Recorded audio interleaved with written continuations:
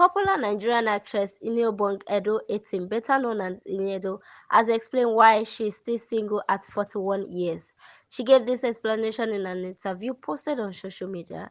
Iniedo pointed out that she needs a man that can really love her.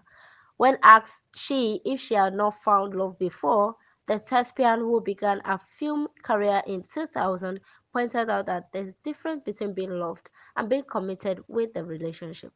She added that it is not all about money, but about how a man can manage a situation and the people around him.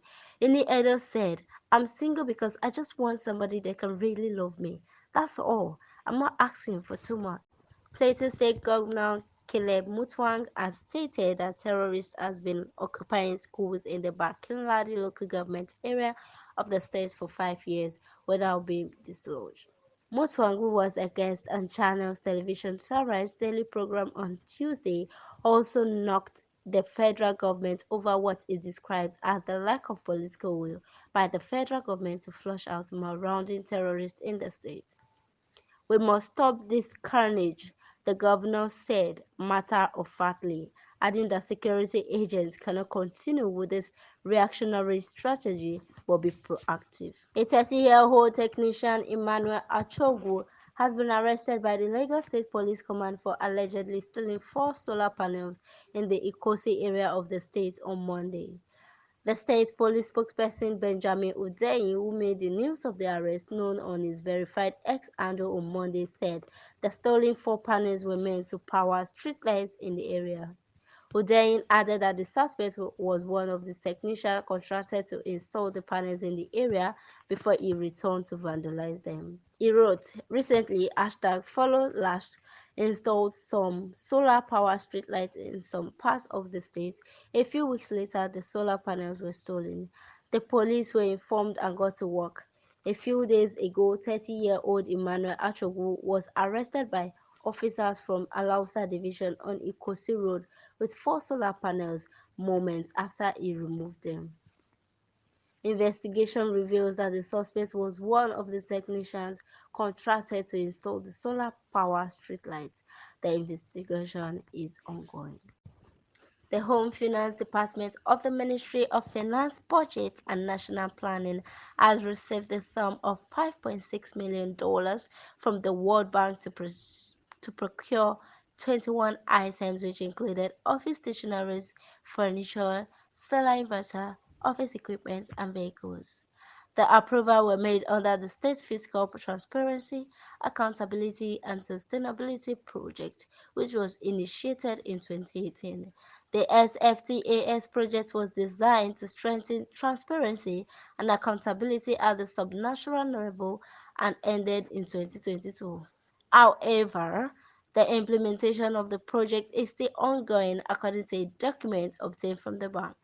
The Punch reports that a total of $1.5 billion was committed to the project in 2 batches of $750 million, December 2018 and December 2020, by the World Bank. Although the money is a grant to state government, it is a loan to the federal government. A copy of the procurement plan for the project, covering a period from February 2019 to August 2020. The procurement plan is in line with the World Bank procurement guidelines, which establish the arrangements to be made for procuring the goods and works, including related services required for a project. According to the procurement plan for the SFTAS project for the period disclosed by the World Bank, the Home Finance Department received $25,713 to acquire office stationeries and supplies. It also got another $39,357, up from the ₦33,000 initially requested for additional office equipment and supplies for the SFTAS Program Coordinating Unit.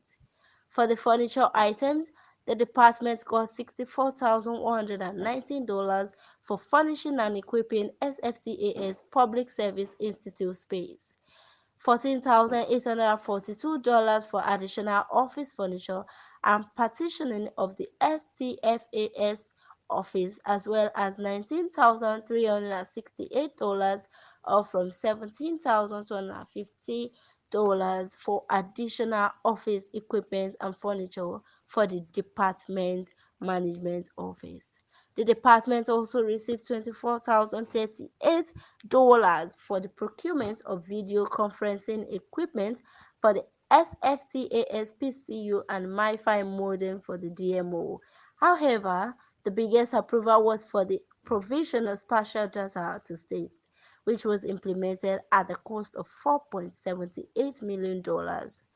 There was also $409,638 received for the procurement of project vehicles for the PCU and independent verification agents. The ministry also spent the procurement on an inverter power backup system for the SFTAS program coordinating unit. Out of the 21 items proposed, 2 were cancelled, 4 were successfully completed, and another was under implementation. Also, 3 were pending implementation, and 11 projects were only signed as of the time the document was released in December 2023. The World Bank recently disclosed that Nigeria was the top recipient of its fresh loan in 2022, with about $2.9 billion released to the country. Another report also stated that Nigeria is currently servicing about $14.12 billion from 108 approved loans. In the report, it was observed that the oldest loan being serviced was approved as far back as 1989 under General Ibrahim Babangida, while the most recent loan being serviced was approved in 2018 under the former administration of Muhammadu Buhari. The oldest loan is the $100.9 million multi-state agricultural development project, which was approved to support the implementation of the statewide agricultural development project with the objective of increasing food and crop production and the income of small farmers.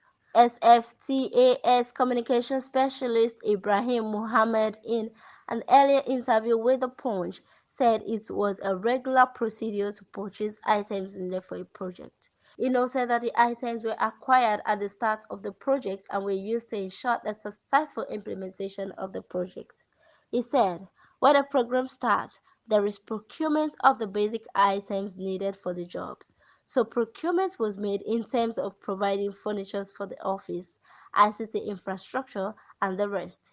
They are all for the use of the office. They are all for the use of the office, not the ministry or department. The office is situated in the Home Finance Department of the Ministry of Finance. We have implementing agencies and partners like the DMO, AGF, OGP, and the Office of the Auditor General of the Federation. All the salaries for consultants are drawn from that fund, and the consultants offer technical assistance to the states.